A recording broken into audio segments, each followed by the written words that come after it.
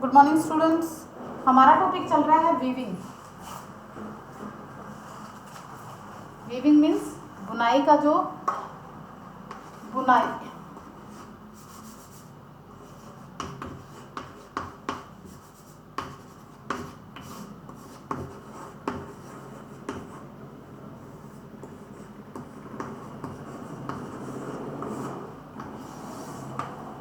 Weaving का chapter है कि वस्त्र की बुनाई किस किस प्रकार से की जाती है।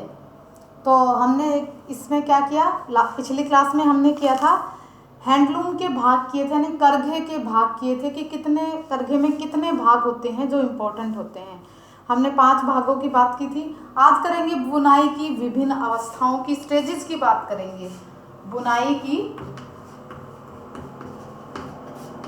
विभिन्न अवस्थाएं।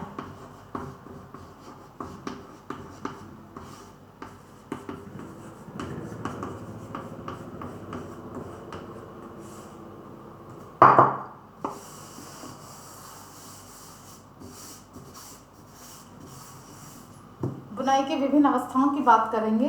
तो इसमें सबसे पहले क्या है, करघे द्वारा ताने के धागों के बाने के धागों को फंसाकर क्या बनाया जाता है, बड़ी ही शीघ्रता से क्या है वस्त्र बना लिया जाता है। और ये क्या है, ये वस्त्र निर्माण जो प्रक्रिया है बड़ी ही तीव्रता से होती है। आजकल आपने देखा है कि पहले हाथों से होता था तो ये काम धीरे होता था, लेकिन आज क्या है मशीनों ने इनका स्थान ले लिया है। तो क्या है, ये काम बड़ी शीघ्रता से हो जाता है। अब क्या है, वस्त्र निर्माण करते समय क्या है, करघे में जो करघा होता है उसमें क्या है एक साथ ही क्या है, एक ही साथ एक समय में क्या है कई अलग अलग भाग क्या करते हैं, इकट्ठे होकर काम करते हैं एक ही समय में। तो ये क्रियाएं जो है वो करती हैं, वो वस्त्र निर्माण में क्या है लगातार क्रमबद्ध और समकालीन होती रहती हैं, यानी लगातार चलती रहती हैं और क्रमबद्ध तरीके से ये कार्य होता रहता है। तो वस्त्र निर्माण करने की क्या है, मुख्यतः 4 अवस्थाएं हैं। इसकी क्या है, 4 स्टेजेस हैं। 4 इसकी स्टेजेस हैं। सबसे पहली स्टेज है इसकी, जब बात करते हैं शेडिंग की बात करते हैं। सबसे पहली इसमें शेडिंग की बात करते हैं।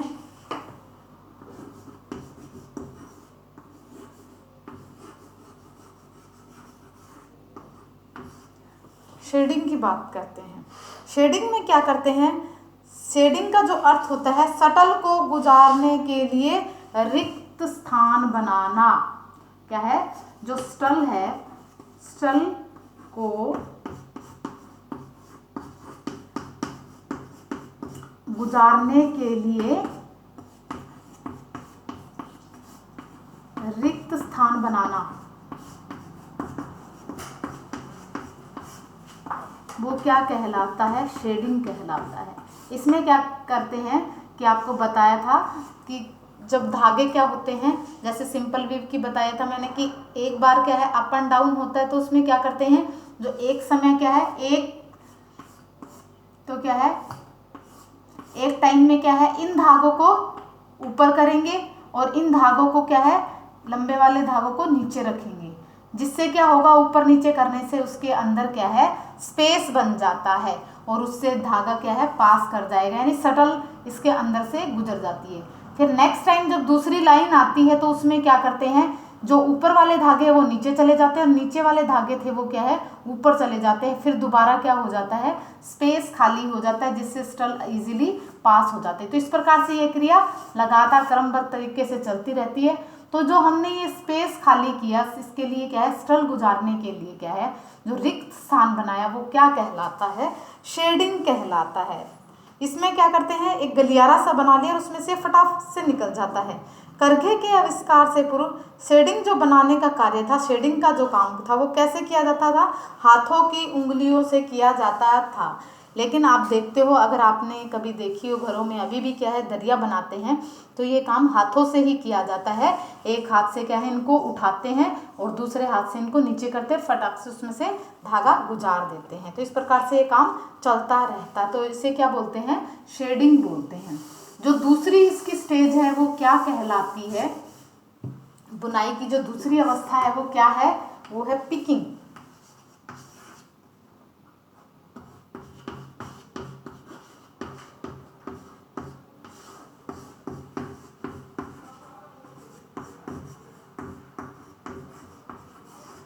ये क्या कहलाता है, पिकिंग कहलाता है।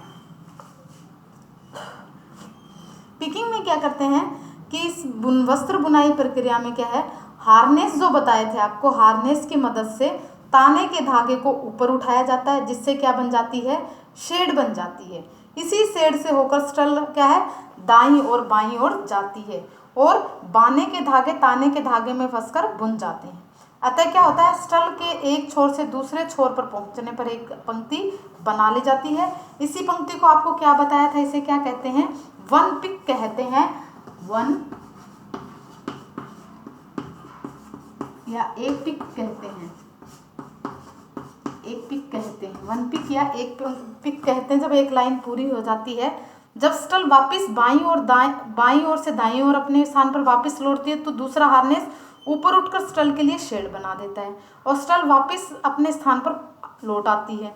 दूसरी पंक्ति बुन ली जाती है, इसे दूसरा पिक कहते हैं।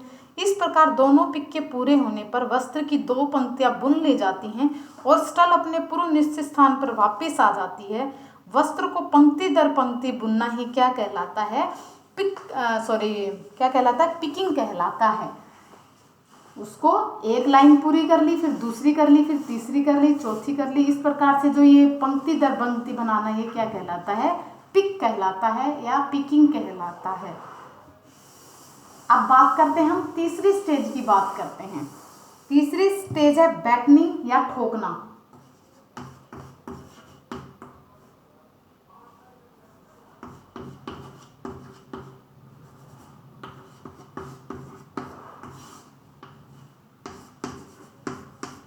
बैटनिंग बोलते हैं इसको, ठोकना बोलते हैं। तो क्या है,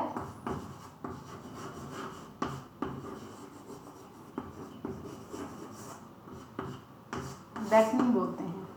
इंग्लिश में इसे बैटनिंग और हिंदी में इसे क्या बोलेंगे, ठोकना बोलेंगे। तो इसमें क्या है, ताने के बाने के धागों की एक पंक्ति तैयार हो जाती है, आपको बताया था। और इसको क्या है, ठोकने के नाम से ही समझ गए होंगे कि क्या बताया था आपको। इसमें क्या होता है, एक हम रीड होता है, इस क्रिया में क्या है, रीड होती है। उससे क्या करते हैं, जब एक लाइन बन जाती है, जब आपको बताया था कि क्या है, जब एक लाइन बन जाती है तो क्या करते हैं, इनको, जैसे ये है तो इसको क्या है, ऐसे क्या करेंगे, रीड से हम इसको पहले वाले जो धागे हैं उनके साथ इसको ऐसे ठोक देंगे या बैटनिंग कर देंगे, जिससे क्या है, ये जो धागा है ये यहाँ पर आकर इनके साथ शिफ्ट हो जाएगा, यानी यहाँ से ये ऊपर चला जाएगा और ये जो वीव होगी वो क्या होगी, कॉम्पैक्ट वीविंग होगी, यानी पास पास सट जाएंगे आपस में। इसे ही क्या कहते हैं, बैटनिंग या ठोकना बोलते हैं। इससे क्या होता है, जो वस्त्र है वो झिरझिरे नहीं बनते हैं।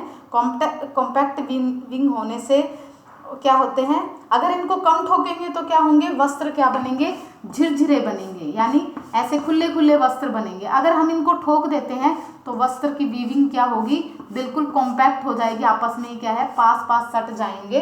तो क्या है, ये कॉम्पैक्ट वीविंग वाले वस्त्र बन जाते हैं। अब हम बात करते हैं इसमें अगली जो प्रोसेस है वो क्या है, लपेटना व छोड़ना। लपेटना व छोड़ना। अब इसे क्या बोलते हैं, लपेटना और छोड़ना को टेकिंग ऑफ और taking up and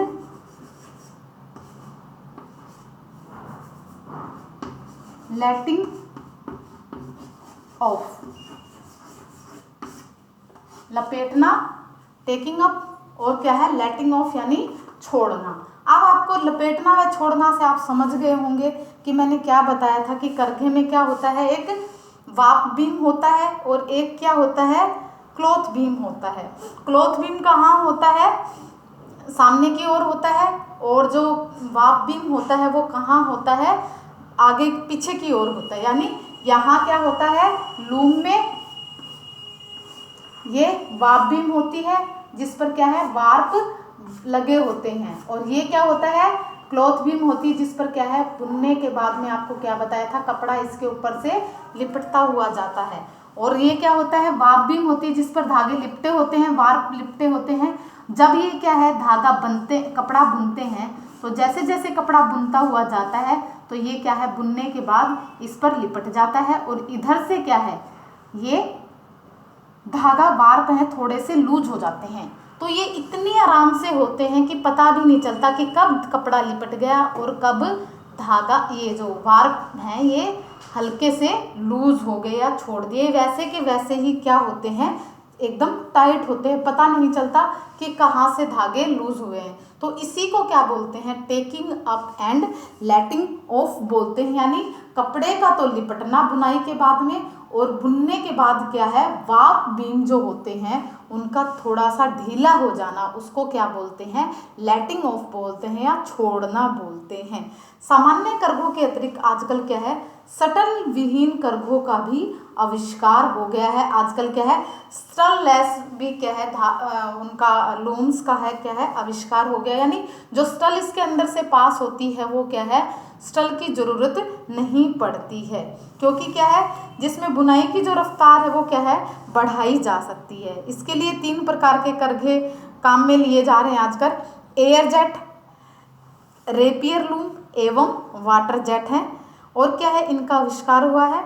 water jet में क्या है, high pressure jet of water के साथ क्या है, बनाने के धागे को ताने के धागों के शेड में से आर पार गुजार दिया जाता है। यानी एक किससे, वाटर जेट, यानी बड़े ही प्रेशर से क्या है, पानी का क्या है, पानी या क्या है, हवा जो भी है उसको क्या है, बड़े ही उससे प्रेशर के साथ इसमें से उसके सामने क्या है, धागे के सामने रखी जाती है और इधर धागा रख देते हैं। तो जैसे ही वो प्रेशर होता है धागा उसके उधर चले जाता है, और क्या है, उधर से प्रेशर लगता है तो धागा वापस इधर से आ जाता है। तो इसमें क्या करते हैं, सटल लेस इसको क्यों बोलते हैं, क्योंकि इसमें क्या है, सटल का यूज नहीं होता है, इसलिए इसे सटल लेस बोलते हैं। अब हम बात करते हैं, ये तो थी हमारी क्या बताई आपको, बुनाई की 4 अवस्थाएं बताई थी। 4 अवस्थाएं कौन सी बताई, एक बताई शेडिंग, दूसरी आपको बताई थी पिकिंग, तीसरी बताई आपको बैटनिंग या ठोकना, और चौथी बताया लपेटना व छोड़ना। तो अब इसके बाद हम बात करते हैं, 1-2 छोटे-छोटे पॉइंट्स उनकी बात करते हैं। सेल्वेज की बात करते हैं। सेल्वेज क्या होती है, किनारी को बोलते हैं, वस्त्र की किनारी।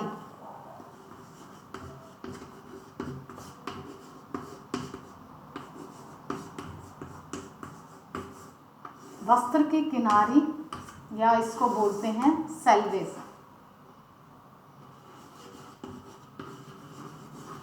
Salvage of cloth. Salvage of cloth में क्या है कि क्या है, सभी प्रकार के आपने देखा होगा, जितने भी वस्त्र आप जो कपड़ा खरीदते हो तो दोनों तरफ क्या होती है, किनारी होती है। जैसे ये कपड़ा है हमारा, लेंथ वाइज होती है, उस पर क्या है, आप ये देखते हो कि यहाँ पर क्या है, इतनी चौड़ी दोनों तरफ क्या होती है, एज होती, किनारी होती है, जिसे क्या बोलते हैं, सेल्वेज बोलते हैं। ये क्या कहलाती है, किनारी या सेल्वेज। ये क्या है, चौड़ाई की तरफ होती हैं, यानी दोनों साइड क्या है, लेंथ वाइज होती हैं, यानी ये चौड़ाई होती है हमारी कपड़े की। इसमें क्या है, यहाँ पर दोनों तरफ होती है, और जो इसकी सिरों पर क्या है, 1.5 से 1.25 इंच से, यानी इसकी कितनी होती है, 1.25 इंच से लेकर क्या है, 1.25 सेंटीमीटर, इंच नहीं 1.25 सेंटीमीटर, इंच तो बहुत ज़्यादा हो जाएगा, 1.25 सेंटीमीटर से क्या है, 2 सेंटीमीटर तक की क्या है, इसकी चौड़ाई होती है। 1.25 से लेकर 2 सेंटीमीटर तक की इसकी चौड़ाई या किनारी होती है। इन्हीं किनारी को क्या कहते हैं, सेल्वेज कहते हैं, सेल्वेज या किनारी बोलते हैं। किनारी से वस्त्र दोनों तरफ से क्या हो जाता है कि मजबूती से बंधा होता है, इसमें ये तथा धागे निकलने अथवा छिटकने नहीं पाते हैं। जैसे कि जैसे ही कपड़ा, कई बार आप देखते हो कि हम जैसे कपड़े की कटिंग कर देते हैं, तो कटिंग करने के बाद कई कपड़े ऐसे होते हैं कि उनको हैंडल करना इतना मुश्किल हो जाता है कि उसमें से क्या है, थ्रेड्स निकलते रहते हैं। और कई कपड़े होते हैं इनको काट लेते हैं तो कोई फर्क नहीं पड़ता, उनकी कोई उसकी जो सेल्वेज हैं किनारियों में कोई फर्क नहीं पड़ता। और कई में क्या होते हैं उनके धागे निकल निकल के अगर लंबे टाइम तक उनको थोड़े टाइम के लिए रख देते हैं तो उनके सारी धागे निकल कर उस कपड़े की शेप खराब हो जाती है। तो इनसे बचाने के लिए ही क्या है, कपड़े के दोनों तरफ क्या लगाई जाती है, किनारी लगाई जाती है। तो क्या है, किनारी भी कई प्रकार की होती है, जैसे कि क्या है, सादी किनारी है, कटी हुई किनारी आप देखते हो कि सिंपल किनारी तो ये वाली मैंने बताई जो सभी कपड़ों में मिलती है। और क्या है, इन्हें क्या है, सिलाई करते समय इन्हें मोड़ने की भी आवश्यकता नहीं है, कई बार आप देखते हो, क्योंकि ये ठीक रहती हैं। कई क्या होती है, कटी हुई किनारी होती हैं, वो क्या है, इस प्रकार जो किनारी है वो छोटे वस्त्रों को बुनने के लिए की जाती है, जैसे नैपकिन है, तौलिया है, रुमाल आदि क्या है, इनके लिए क्या है, कटी हुई किनारी का उपयोग किया जाता है। और ये किनारी किससे है, मशीन से सिलकर इनकी किनारी बना दी जाती है। फिर इसमें क्या होती है, टेप किनारी होती है। जो टेप किनारी है वो क्या है, मोटे एवं मजबूत धागे से बनाई जाती है। जो किनारी होती है टेप किनारी वो क्या है, आपको 4 प्रकार की वो बता रही हूँ। एक तो होती है सादी किनारी,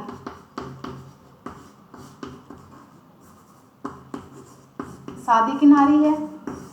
दूसरी आपको बताई कटी किनारी, कटी किनारी। तीसरी है टेप किनारी।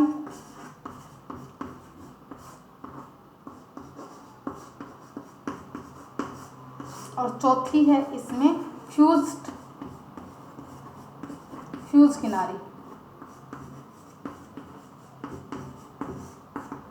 टेप किनारी में क्या करती है, मोटे और क्या होती है, ये मजबूत धागों से बनाई जाती है। इसके बनाने के लिए ताने के धागे को तानते समय वाप बीम पर दोनों ओर आधी इंच तक मोटे एवं मजबूत धागे क्या कर देते हैं, तान देते हैं। इधर दोनों साइड में क्या करते हैं, मोटे और मजबूत धागे तान देते हैं, जिसे क्या बोलते हैं, इस धागों से में बाने के धागों में कोई अंतर नहीं होता है, सिर्फ क्या करते हैं, इनको मोटा कर देते हैं और इनमें कोई ज़्यादा अंतर नहीं होता है। और चौथी प्रकार की जो किनारी होती है वो क्या है, फ्यूज किनारी है। फ्यूज किनारी में क्या करते हैं, इसके तंतुओं को क्या है, पिघलाकर फ्यूज कर देते हैं, यानी नाम से ही पता चल रहा है, इनको क्या करते हैं, मेल्ट कर देते हैं, और जिससे धागे निकल नहीं पाते हैं। ताप शून्य रेशों से बने वस्त्रों में छोटी छोटी पट्टियां काटकर ऐसी किनारी बनाई जाती है। जो सिंथेटिक जो फाइबर हैं उनमें क्या करते हैं, इस प्रकार की जो फ्यूज किनारी है उनके अंदर बनाई जाती है। कई बार आप देखते हो कि क्या है, जैसे हम पैकिंग खोलते हैं, कोई सामान निकालते हैं, हम वापस क्या कर देते हैं, उसको वैसे ही क्या कर देते हैं, वापस क्या है, आग के पास ले जाकर उसको फ्यूज्ड कर देते हैं, तो वो क्या है, फ्यूज्ड किनारी कहलाती है। तो इस प्रकार से क्या है, हमने किनारियों की बात की कि कौन कौन सी किनारी होती है, कैसे होती हैं। तो ये थी हमारा आज के लिए, हम इतना ही करेंगे। हमने आज किया है बुनाई की विभिन्न अवस्थाएं, और हमने वस्त्र की किनारी की बात की, जो कौन कौन सी होती हैं, सादी किनारी, कटी हुई किनारी, इसमें टेप किनारी और फ्यूज किनारी होती है। तो ये 4 प्रकार की सल्वेज होती हैं। तो आज के लिए इतना ही, बाकी कल की क्लास में करेंगे। Okay bye, have a nice day students.